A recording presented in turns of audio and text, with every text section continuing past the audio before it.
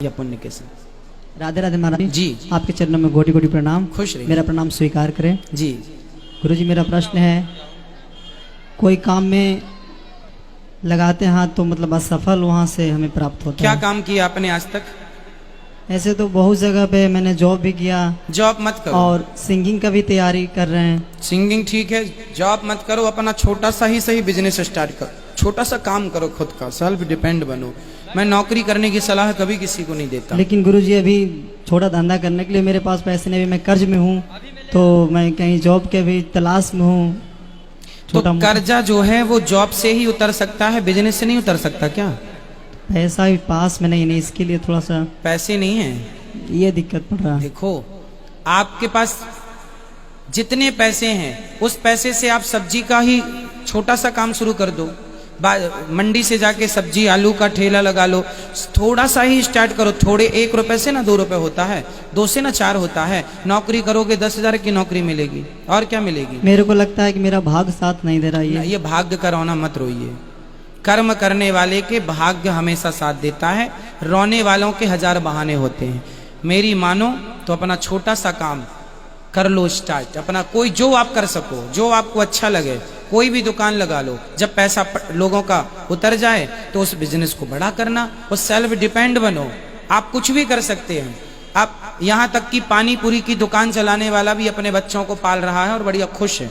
नौकरी करने वालों से बेहतर है वो पानी पूरी बेचने वाला। तो करने वाला हर जगह सक्सेस है, और ना करने वाला आपकी तरह भाग्य का रोना लिए बैठा है। सिंगिंग की तैयारी में मैं आधा मतलब प्राप्त कर लिए सफलता, और मतलब थोड़ा उसमें प्रयास में लगा हूँ। वो प्रयास चलता रहेगा, पर अभी कर्जा बढ़ रहा है, उसके लिए अभी तो करो, कुछ करना पड़ेगा, तब तो दाल रोटी चलेगी। आप आशीर्वाद दें कि हम आगे सफलता। आशीर्वाद तो है, धन्यवाद गुरु करिए।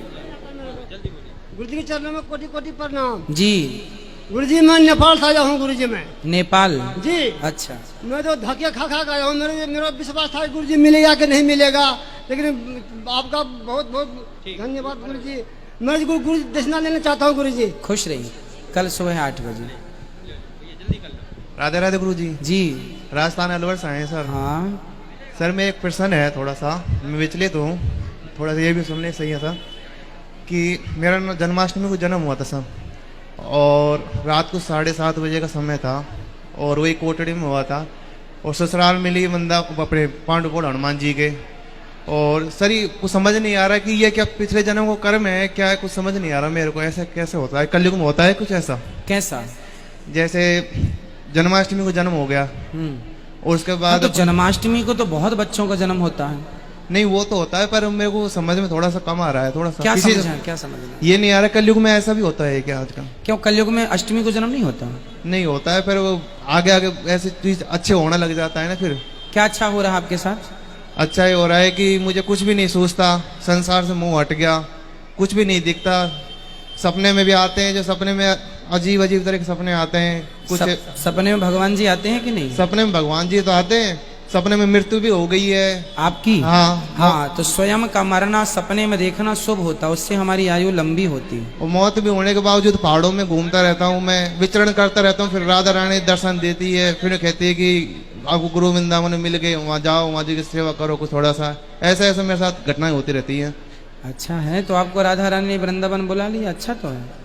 तो सारी मृत्यु सपने में अच्छा होती है? हाँ, सपने में खुद की मृत्यु देखना, इससे उम्र बढ़ती है। सपने में किसी की भी मृत्यु, जैसे मैं मृत्यु देखूं कि किसी की मृत्यु हो गई मेरे जान परिचित वाले की, उससे उसकी उम्र ही बढ़ती है।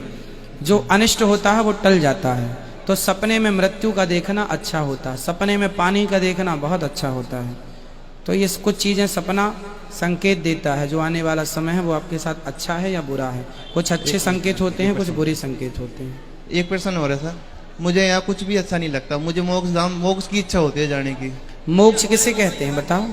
मोक्ष ये है कि मेरे को संसार से कोई मतलब नहीं है, सिर्फ भगवान धाम, भगवान पूजा करना और धाम में जाने की इच्छा होती है। मोक्ष का अर्थ है सबसे मन हटा करके भगवान में मन लगाना और अपना कर्म करते रहना, कर्म नहीं छोड़ना। कर्मण्यवाधिकारस्ते। ठीक है, यही मोक्ष है। अकर्मण्य होके बैठना जाना। पत्नी है आपकी? पत्नी है ना? है। हाँ। तो बच्चे हैं? एक बच्चा है। हाँ, तो अभी जिम्मेदारियां पूरी करो। अकर्मण्य ना हो जाना, भगवान की भक्ति करना अच्छी बात है, पर भक्ति के नाम पर कुछ लोग अकर्मण्य हो जाते हैं। कुछ नहीं, हम तो भगवान में हम मोक्ष चाहते हैं। मोक्ष भी ऐसे नहीं कि हाथ पे हाथ रख के बैठ जाओ मोक्ष मिल जाएगा। कर्म करते हुए मन भगवान में लगाए रखो, इसी से जीव मात्र का कल्याण है। बैठना नहीं है हिम्मत हार के कि नहीं जी मैं तो कुछ नहीं करूँगा। सर एक वो गाय थी सर, गाय पालते थे है ना, तो क्या है कि एक बच्ची आया, थोड़ा सा अज्ञानवश वो मर गई आपसे? हाँ, क्या मैं गाय को सेवा करता था पहले। तो कैसे मर गई आपसे गाय? वो क्या है कि मैं वैसे पत्थर वैसे ही फेंक रहा था दूर उनको हटाने के लिए, उसके सिर में लग गया और वो मर गई। तो तेज से मार दिया था? नहीं, धोखे से लग गया। फिर उसको बाद में फिर मैंने सोचा कि मैंने कि गाय खूब बाद में सेवा भी करी, और गौशालाओं में भी मैं थोड़ा बहुत गायों को चारा वारा खिलाता रहता हूँ। गायों की सेवा करते रहिएगा। यदि पत्थर मारने से गाय मरी है तो वो गौ हत्या ही है।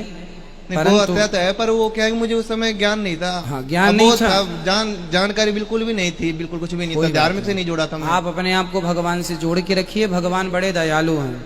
भगवान कहते हैं जो मेरी शरण में आ जाता है तो करुण पाप करके आए मैं उसको क्षमा कर देता हूँ। सन्मुख हो ही जीव मोहि जब ही जन्म कोट यज्ञ नासहि करो। अब तो गौ सेवा भी काफी करते हैं सब। हाँ, करते रहो, गौ माता की सेवा करो। ठीक है। और गाय को मारना वारना नहीं चाहिए, ना पत्थर ना नहीं, अज्ञानवश हो गया था वो किसी कारणवश। चलो कोई बात नहीं। बिहारी जी आपको ठीक